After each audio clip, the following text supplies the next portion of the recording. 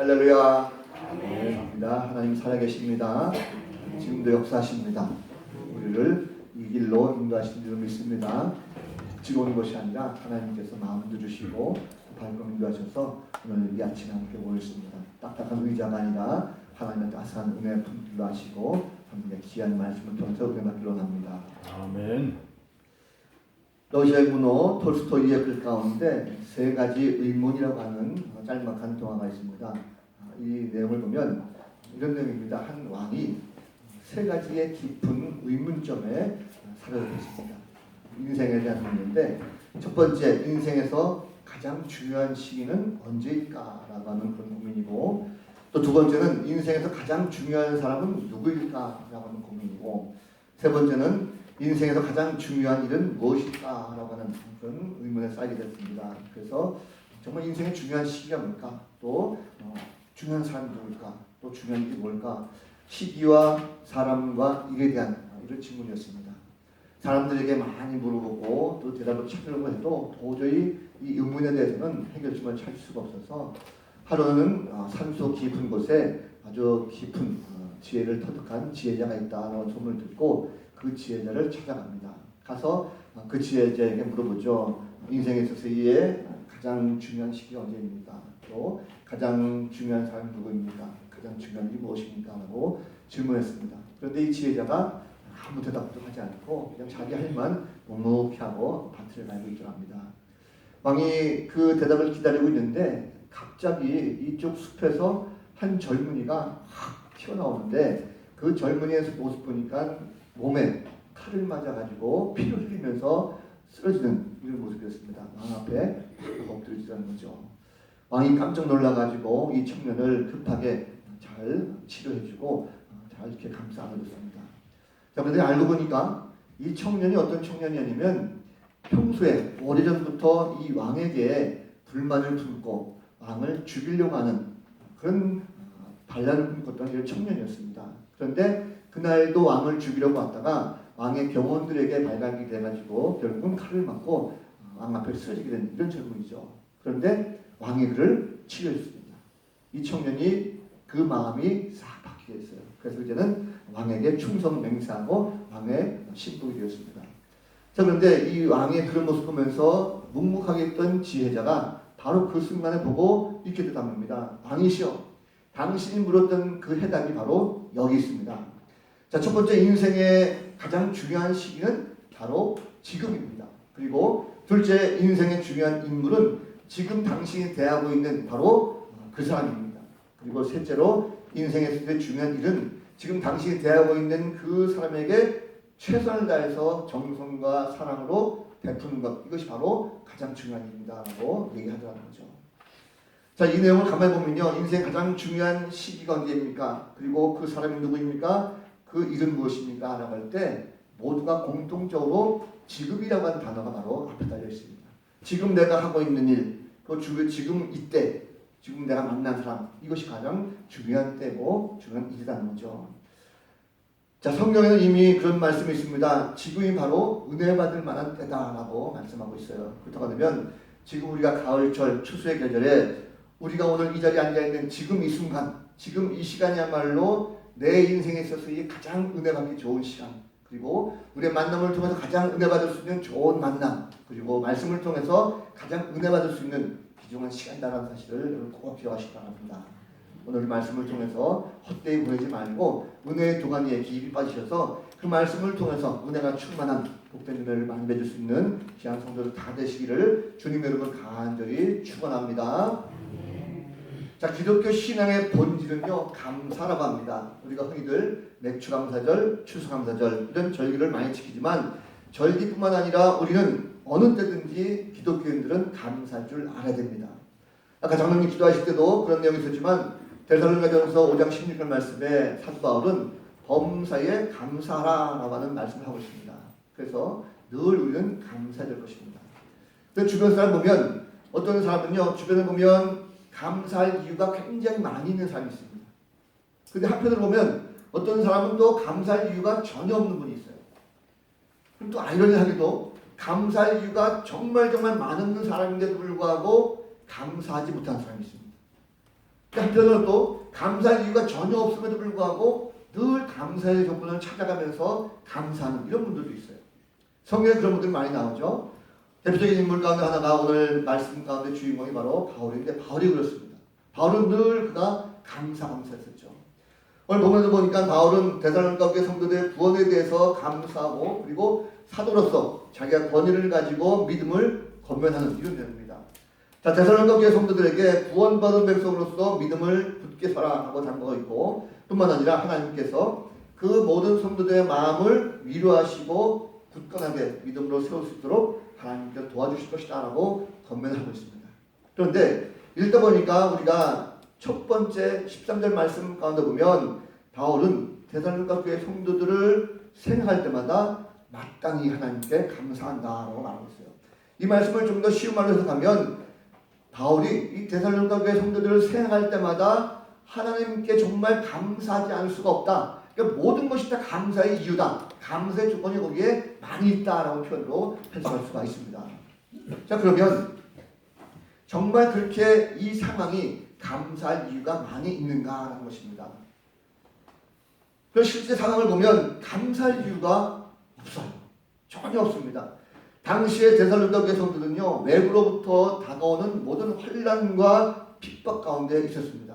예수 믿는다는 것 때문에 굉장한 핍박과 환난이 거기에 있었다는 거죠. 또 교회 안에도 마찬가지입니다. 교회 안에도 보면 예수님께서 다시 재림하신다라고 하는 이 재림 사상 때문에 잘못된 거짓 사상가들, 이단자들이 교회 안에 들어가지고 교회 내적으로도 교회 안에서 성도들끼리 서로 다툼이 일어나고 생각이 달라지는 이런 어려움이 교회 내적으로 있었습니다. 자, 외적으로는 환난과 핍박이 있었고 교회 안에서는 굉장히 어지러운 이런 사상들이 많이 있었다고 한다면 지금 이런 사람들이 어떻게 되겠습니까? 박해를 견디다 못해서 신앙을 포기하고 교회를 떠나는 사람들. 교회 안에 있다 할지라도 교회 안에서 서로 신앙을 따지면서 다투는 그 모습 보면서 성도들이 어떤 마음을 가졌을까요? 아마도 답답하기도 하고 여러 가지 불편한 마음이 많이 있었을 것입니다. 자, 감사할 이유가 많이 있다고 한다면 얼마든지 감사하죠. 그런데 지금 이 데살로니가 교회 성도들의 상황을 보면 감사가 아니라 원망밖에 날 수 없습니다. 한숨이 저절로 나오는 거죠. 뭐 교회가 이래, 이 신앙이 뭐 이래 하고 오히려 교회를 떠날 수가 많이 있다는 것입니다. 자, 대내적으로 이렇게 어려움 당하고 있는 데살로니가 교회 성도들의 마음은요, 아마도 의기소침하지 않았을까 생각이 듭니다. 이렇게 상황 속에 있는데 신앙생활이 과연 재미있고 그리고 감사할 수 있겠냐는 것입니다. 신앙생활하는 것이 뭔가 좀 할 때 잘 되고 그리고 평안해야 즐겁고 감사할 수가 있는 거죠.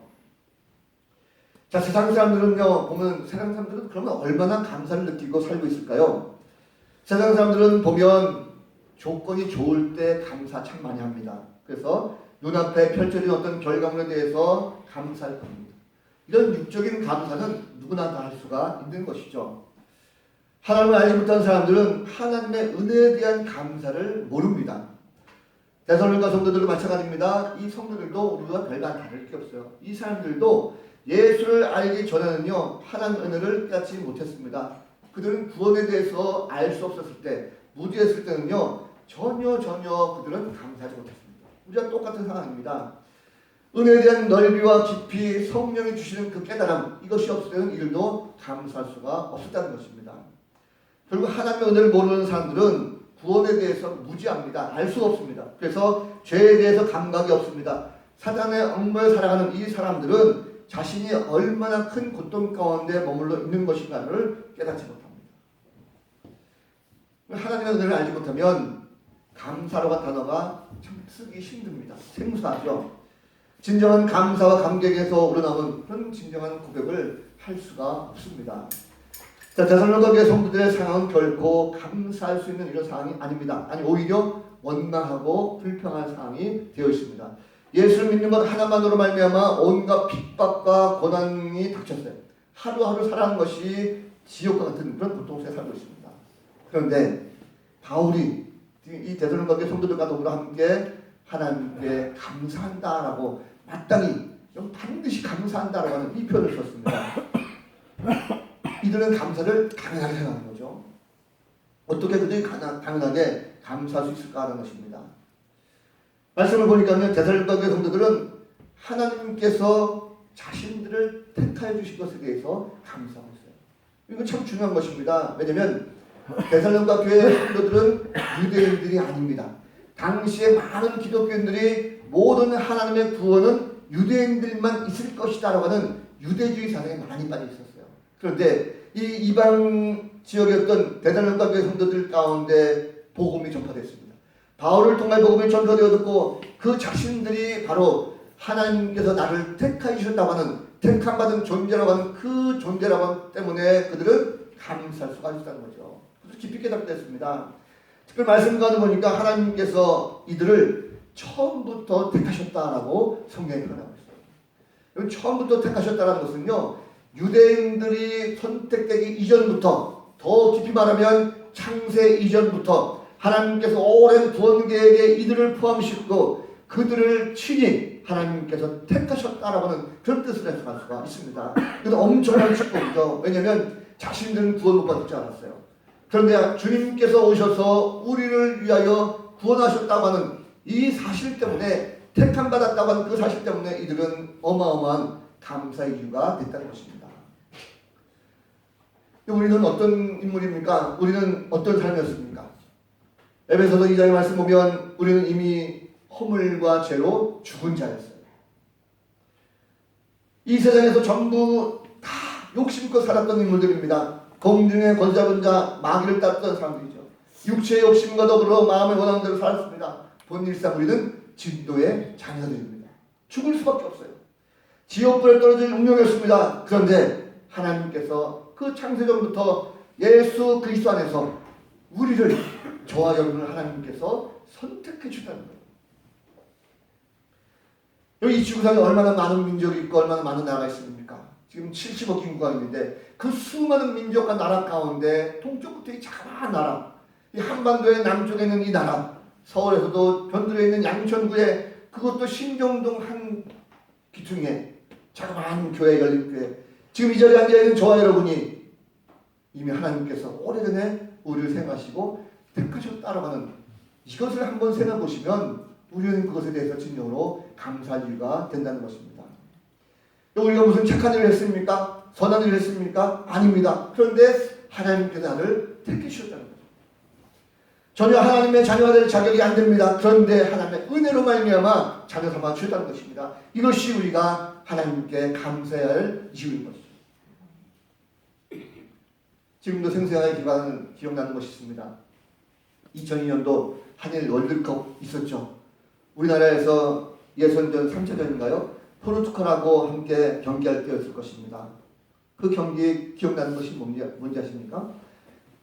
서로 골을 넣으려고 막 애를 쓰다가 이영표 선수가 그 상대 적진에서 공을 탁 패주니까 박지성 선수가 공을 받아가지고 가슴으로 트래핑을 딱 한 다음에 왼발로 한 명을 탁 제끼고 오른발로 슛했어요.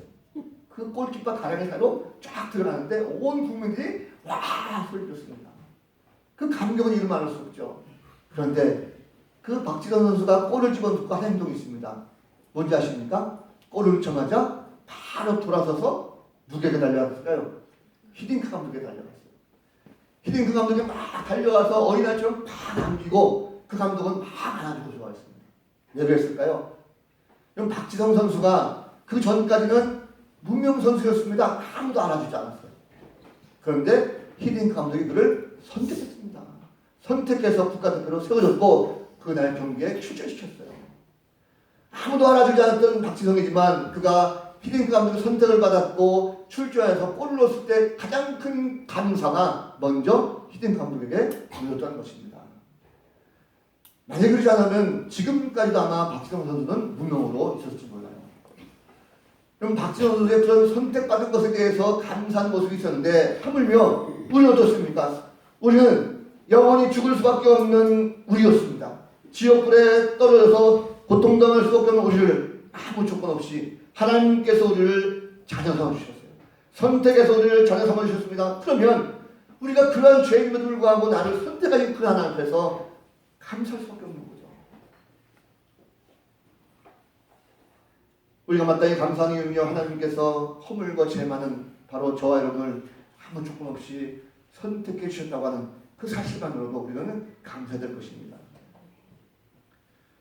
데살로니가 성도들이 감사하는 또 하나의 이유는요, 그들이 성령으로 말미암아 거룩하게 되었다라고 성경 말하고 있습니다.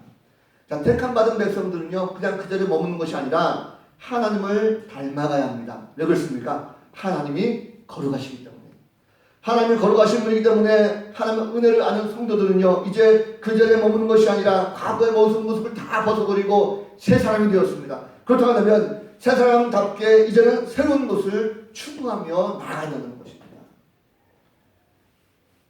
우리는 택함받은 백성으로서 이제는 천국을 소유하게 됐어요. 이제는 천국 백성들입니다. 앞으로 천국에 가게 되어 있습니다. 여러분, 천국은 거룩한 곳입니다. 하나님께서 거룩하시고 거룩하신 하나님과 하시는 천국에 우리가 가야 되기 때문에 우리는 그곳에 가기 위해서라도 이 땅의 삶을 통하여 한 걸음 한 걸음 더욱더 거룩한 삶을 유지할 수 있도록 애쓰고 노력해야 된다는 것입니다. 그런데 그것이 쉽지가 않죠. 안 됩니다. 그런데 우리는 할 수 없지만 하나님께서 우리를 도와주십니다. 성령을 통해서 친히 도와주셨다 했어요. 하나님께서 우리를 창세전부터 선택하실 뿐만 아니라 지금도 성령을 통하여 매일매일 삶 가운데 거룩하게 살 수 있도록 우리를 만들어가고 있습니다. 날마다 거룩하게 되는 것, 이것을 우리가 말할 때 성화하기 말합니다. 매일매일 거룩하게 된 거죠. 성화는 일시적인 상태로 그냥 잠깐 만들어진 것이 아닙니다. 구원받은 자녀들은요, 마지막 순간까지 천국 가는 그날까지도 매일매일 삶 가운데 성화를 이루도록 노력해야 되는 것입니다. 우리는 분명 하나님의 택한 백성이요 거룩한 제사장 나라의 일꾼들입니다. 그렇다면 우리가 나 자신이 성화를 이루고자 얼마나 노력하고 있으며 얼마나 거룩하게 살려고 있는가라는 것을 한번 생각해 보겠습니다. 우리는 주어진 삶 가운데 매일매일 삶 가운데 감사하고 살고 있습니까? 그렇지 못한 경우 많아요. 오히려 거룩을 던져버리고 다시금 옛날로 돌아가는 이런 모습이 참 많이 있습니다. 오히려 거룩한 존재를 잊어버리고 세상 가운데 더 좋다 해서 거룩을 지어버리고 세상 가운데 빠져가는 이런 정도가 많다는 거죠. 거룩함을 던져버리고 세상 가운데 살아보면 원망과 불평선 살 때가 많습니다. 그러면 안 되죠. 하나님이 원하시는 것은 거룩한 자녀로서의 삶을 살고자 노력하고 애쓰는 것입니다. 성화를 노력하지 않으면 세상이 올바르게 보이지 않습니다. 거짓된 것을 보이고 내 눈에 들 뻔은 보지 못하고 상대방의 티만 보게 된다는 거죠. 이런 얘기가 있습니다. 어떤 부부가 차를 타고 주유소에 들렸답니다. 연료를 넣게 들어갔는데 마침 그 주유소가 남자하고 그 주유소 사장하고 잘 아는 그런 지인 관계였답니다. 그래서 그 주유소 가서 항상 기름을 넣는데 그날도 종업원이 그 차에 앞유리를 이렇게 걸레로 닦아줬대요. 그래서 다 닦고 났는데 이 차 운전자 보니까 제대로 닦지 않았답니다. 더럽고 닦은 것인지 많은 것인지 몰라가지고 여보셔 불렀대요. 이게 지금 닦은 거요? 잘 좀 닦으세요. 왜 이렇게 그렇게 못 닦습니까? 라고 하니까 일꾼이 미안해가지고 다시 또 열심히 잘 닦았답니다. 이번에는 뭔가 세심하게 먼지 하나 있나 없나 다 닦았대요. 다 닦았음에도 불구하고 이 운전자는 여전히 그게 더러워가지고 에이 하면서 화를 벌였답니다. 당신은 말이야 지금 내가 수년 동안 여기 와가지고 주유를 하는데 한 번도 이렇게 유리창을 더럽게 닦은 적이 없었는데 당신은 지금까지 본 사람 가운데 가장 유리창을 닦지 못하는 아주 게으른 그런 일꾼이야. 내가 사장에게 가서 얘기해가지고 당신 당장에 해고시키도록 내가 해야되겠어 라고 하면서 화가 그냥 끝까지 나가지고 차문을 벌금 열고 내리려고 했답니다. 그런데 옆에 있는 아내가요 그 남편의 팔을 붙잡더니 안경을 확 뺐더래요. 왜 그랬을까요? 아내가 안경 닦아주니까 깨끗하게 보이더래요. 결국 문제가 무엇입니까? 앞에 유리를 닦던 그 일꾼의 문제가 아니라 내 자신이 더러운 안경 끼고 있기 때문에 그것을 괴롭혔다는 거죠. 우리가 안경 쓰고 있다는 것은요 그 시각이 바로 사탄이 주는 죄의 안경입니다. 성령께서 그 모든 죄의 안경을 벗어주는 것, 이것이 바로 구원의 시초라는 것입니다. 우리가 항상 보면 인간은요 죄의 안경을 쓰고 있습니다. 자신의 죄로 더러워진 것을 알지 모르고 상대방을 탓하기만 합니다. 더러운 안경을 쓰고 거룩하신 하나님을 볼 수는 없습니다. 성도는 안경을 깨끗하게 닦아야 됩니다. 왜 그렇습니까? 거룩한 하나님의 백성입니다. 그것이 바로 성화로 나가는 가장 시작입니다. 성령은 우리의 그런 죄의 안경을 닦아주신 분이십니다. 그래서 거룩함을 보게 하십니다. 성령은 우리를 더욱더 성숙한 그리스도로 만들어주고 있어요. 지금도 우리 가운데 함께 하셔서 내가 거룩함에 나갈 수 있도록 만들어주고 있습니다. 택함받은 자녀답게 날마다 더 거룩함을 위해서 애쓰시는 성도가 되어지기를 간절히 축원합니다. 택함받고 거룩하게 된 이 백성들이요, 이 데살로니가 성도들은 이방인에도 불구하고 자신들이 예수 그리스도를 믿게 됐습니다. 믿음을 통해서 구원 얻은 것에 대해서 그들이 감사하고 있어요. 그럼 구원이 무엇입니까? 구원은 하나님께서 우리에게 은혜로 값없이 주신 하나님의 선물입니다. 우리 어떤 공로나 노력 있는 것이 아닙니다. 그냥 하나님께서 무조건적으로 주신 거예요. 데살로니가 성도들은 아무런 자격도 없고 조건 없는 자신들을 택하시고 더럽고 추하고 허물투성인 그 자신들을 거룩하게 만들어 가셨고 아무런 조건도 없는 그 모습이었지만 그저 진리의 마음을 가지고 믿음 가운데 섰을 때 그들에게 은혜 주셨고 그들을 구원하셨다는 것입니다. 그것에 감사했다는 거죠. 구원받았다고 하는 것은요, 죄의 모든 문제가 다 해결됐다는 것입니다. 인간은 벗어던질 수도 없고 듣지 못하는 그 죄의 사슬 가운데 항상 얽매였습니다. 그런데 그것을 하나님의 은혜 가운데 그들을 풀어주셨어요. 죄보다 더 저주스러운 것은 없습니다. 여러분, 태초에 아담은 하나님께 등을 돌렸고 배반했습니다. 그로 말미암아 죄가 들어왔고 죄의 노예가 되었습니다. 모든 인간들은 다 죄인입니다. 죄를 범하기 때문에 하나님의 영광을 임하지 못했습니다. 그런데 하나님께서 은혜로 값없이 우리 가운데 구원을 주셨어요. 데살로니가 성도들은 예수 그리스도 안에서 자신들을 택하시고 성령을 통해서 거룩하게 하시고 그리고 믿음 가운데 내가 구원 얻게 된 것에 대해서 당연히 이것은 감사하고 있다는 것입니다. 여러분, 오늘 우리가 구원받은 백성들입니다. 그러면 우리도 마땅히 하나님께 감사해야 되는 거죠. 저는 이 말씀 준비하면서 제 자신이 너무나도 부끄럽다 생각이 듭니다. 그래 내가 구원에 대한 그 감사를 얼마나 잊고 살았는가. 하나님의 은혜가 아니었다면 우리는 여전히 죄악 가운데 머물 수밖에 없었을 것입니다. 그런데 죄악의 그런 통해서 하나님께서 건져주셨어요. 우리가 무엇이 한데, 저와 여러분이 무엇이 한데 하나님께서 이렇게까지 우리를 택하여 주시고 우리를 거룩하게 하시고 우리를 구원해 주십니까? 벌레만도 못하는 인간입니다. 아무도 관심 갖지 않았어요. 그냥 죄의 구렁텅이에 빠져서 허물되고 무너져가는 인생입니다. 그런데 하나님께서 우리를 구해주셨다는 거죠. 죄인의 나를 구해주신 그 하나님의 은혜 가운데 정말 감사하고 감격하고 있습니다. 언제부턴가 우리는 구원에 대한 감사를 잊고 살기 시작했습니다. 요즘 보면 신앙생활 하면서 첫사랑을 잊어버리고 부뎌진 가슴 가운데 아무런 감각 없이 살아가는 이런 모습을 많이 보게 됩니다. 마음이 아픕니다. 감사를 잊어버려서는 안 되는 거죠. 미국에서 실제로 있었던 일입니다. 몇 년 전 미국에서 있었던 일인데 불이 났어요. 불난 집에 소방관이 가가지고 그 안에 들어가서 열심히 불을 다 진화하고 그 안에 있는 사람들을 다 풀어냅니다. 그런데 한 소방관이 그 집안에 딱 들어갔는데 그 안에 키우던 개 한 마리가 거기에 앉아있던 거죠. 사방에 불 뿌렸는데 그 개의 종류가 도베르만이라고 하는 종류라고 합니다. 도베르만. 전 잘 모르지만 이 도베르만은 사냥개입니다. 굉장히 무섭고 덩치도 크고 아주 상악기 유명한 그런 사냥개이 바로 도베르만. 아무리 소방관이라 할지라도 한낱 개 아닙니까? 그리고 사냥개이기 때문에 선뜻 그 개에게 다가가기가 힘들다는 거죠. 무섭고 두렵다는 것입니다. 그리고 사람도 아닌데 하는 그런 마음속에 갈까 말까 하고 망설였다는 것입니다. 그래도 소방관이니까 마음을 다해서 뛰어들어가가지고 그 도베르만 개를 안고 나왔습니다. 나오고 내려놓고 다시 이 소방관은 또 그 안에 들어가서 화재 진압을 다 했다는 거죠. 시간이 흐르고 그 화재 진압이 다 끝난 다음에 이 소방관이 얼마나 지치겠습니까? 땅바닥에 앉아가지고 지친 몸을 가지고 숨을 쉬고 있었습니다. 그런데 한 기자가 가만히 보니까 아까 그 구해줬던 도베르만이라고 하는 개가 유심히 그 소방관을 자기를 건져줬던 소방관을 계속 쳐다보고 있다는 거죠. 그리고는 뚜벅뚜벅 그 강아지가 개가 일어나서 그 소방관에게 가져가는 것입니다. 그래서 도대체 무슨 일이 벌어질까 궁금해가지고 이 기자가 사진기를 가지고 그 장면을 찍었대요. 논란이 벌어졌습니다. 이 강아지가 또박또박 걸어가더니 자기를 구해준 그 소방관의 그 색감하게 그을린 얼굴, 그 얼굴을 자기 혀로 다 닦아주더라는 거예요. 더 놀라운 것은 이 개가요, 임신 상태였다는 것입니다.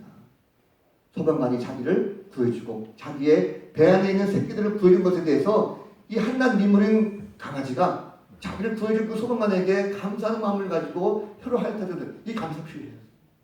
한낱 미물이던 강아지 이 개도 소방관의 은혜를 잊지 않고 찾아가서 감사하고 있는데 하물며 우리의 모든 죄를 다 실수 없는 나의 허물과 죄를 주님께서 택해주시고 거룩하게 하셔서 구원하신 그 하나님의 은혜를 우리가 결코 잊고 살면 안 되는 것입니다. 우리는 날마다 하나님에게 감사해야 될 것입니다. 오늘 말씀은 하나님은요, 우리가 감사하는 삶을 살곤 하십니다. 눈에 보이는 세속적인 감사가 아닙니다. 영적으로 우리가 함께 베풀으신 구원의 은혜에 더욱더 감사하기를 원하십니다. 하나님은요, 은혜 주신 분이십니다.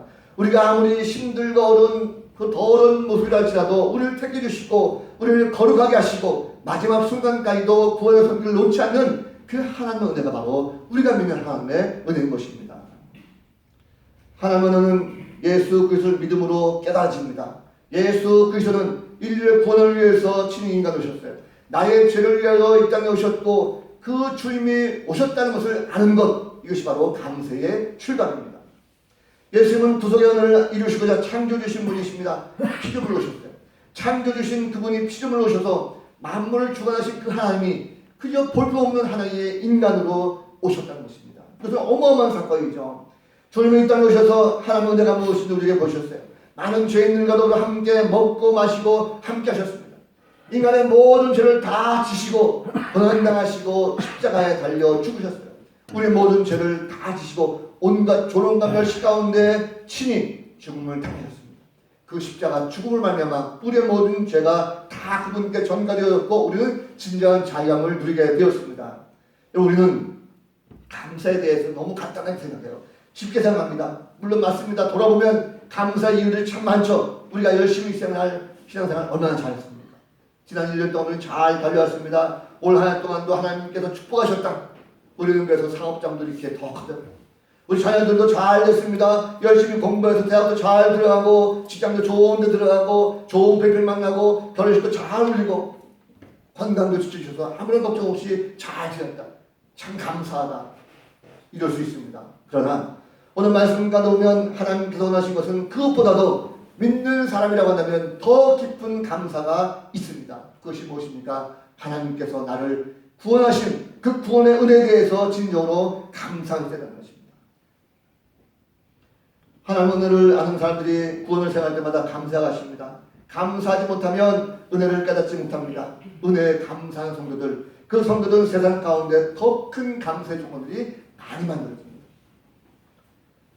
우리에게 구원을 만들어주신 예수 그리스도는 하나님과 본체되신 분이십니다. 그런데 친히 인간이 되셔서 우리들을 다 데려가셨습니다. 예수 그리스도는 하나님을 친히 보이시고 우리에게 이제 그분을 믿는 믿음을 통해서 감사하게 하신 분이십니다. 주님은 십자가 달려 죽으셨지만 다시 부활하시고 지금 하나님 보좌 우편에 앉아 계세요. 오늘 말씀에 데살로니가 교성들을 보면 이 교회에 내적으로 박해와 혼란이 있었지만 여러분 이 사람들이 결코 하나님을 원망하지 않았습니다. 아니 오히려 더 큰 영적인 눈을 들어서 구원에 대한 기쁨과 감사와 그 신앙생활이 그들 가운데 함께 어울려 있어요. 영적으로 더욱더 풍성한 모습, 그것이 바로 바울이 보았을 때 그들의 성장과 성숙에 대한 감사요. 이들도 구원받은 것에 대해서 날마다 성서 보이는 그 신앙에 대해서 감사할 수가 있었다는 것입니다. 이들은 하루하루 삶 가운데 마지막으로 생각했어요. 주님 오신 그날을 기대하면서 말씀으로 굳게 서고 결코 흔들리지 않았습니다. 오히려 삶의 모든 순간을 내가 최선을 다해서 거룩하게 살려고 노력을 했어요. 마지막 때 구원의 참된 기쁨이 무엇이냐 하기 때문에 하나님께서 이렇게 힘들고 어려운 상황에서도 위로하시고 함께 소망 가운데 나와 함께 하시는 것을 알고 주님을 마음속에 품고 살 수가 있었다는 것입니다. 여러분, 은혜 받은 성도들은요, 현실의 조건에만 감사하지 않습니다. 현실은 좀 부족하고 환경이 좋지 않더라도 말씀에 굳게 서서 나를 구원하신 주님의 은혜는 진심으로 감사하는 성도, 이것이 바로 진정한 감사인 것입니다. 하나님의 은혜를 아는 사람은 범사에 감사할 수가 있어요. 하나님의 은혜를 알지 못하면 범사에 감사할 수가 없습니다. 오늘도 우리가 하나님의 은혜 가운데 이곳에 왔고 그 은혜를 기억한다면 지금부터라도 우리는 세상 것에만 몰두하지 말고 영적인 것에 감사할 줄 아는 그런 성도가 되어야 될 줄로 믿습니다. 그럴 때 하나님께서 더 놀라운 축복을 우리 가운데 경험케 하신다는 것입니다. 벌써 11월 달 됐습니다. 지난 금요일에 때 제가 한 말씀 드린 적이 있어요. 지난 10개월 동안 우리가 신앙생활을 한번 돌아봅시다 한 말씀을 드렸습니다. 나의 믿음생활 과연 얼마만큼 잘 성장하고 성숙하고 발전해 왔는가. 택함받고 구원받은 백성으로서 감사하는 삶을 살아온 성도들은 아무도 마음속에 풍성한 그런 기쁨이 넘칠 것입니다. 그러나 감사하지 못하고 오히려 원망과 불평살았던 성도들은 오히려 내 신앙이 타파 상태가 아닌가 하는 그런 생각을 보게 됩니다. 여러분 이제 다시 한번 감사를 회복하시기 바랍니다. 하나님의 은혜를 마음속에 품어보십시오. 그러면 다시금 그 은혜 가운데 감사가 넘치는 성도가 될 줄로 믿습니다.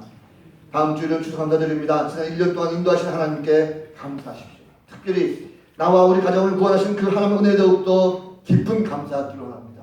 눈에 보이는 것이 아니라 우리에게 감사할 이유, 구원하신 그 하나님 앞에 나를 택해 주시고 거룩하게 하시고 구원하신 그 하나만으로도 우리는 감사할 이유가 충분합니다. 모쪼록 한 주간 동안도 이런 구원에 대한 기쁨과 감사를 마음껏 누리시고 그 감사를 말미암아 하나님의 은혜를 더욱더 깊이 깨달으시는 복된 성도들의 훌륭한 삶이 되시기를 우리 구주 예수 그리스도 이름으로 간절히 축원을 드립니다. 기도하겠습니다. 하나님, 눈에 보이는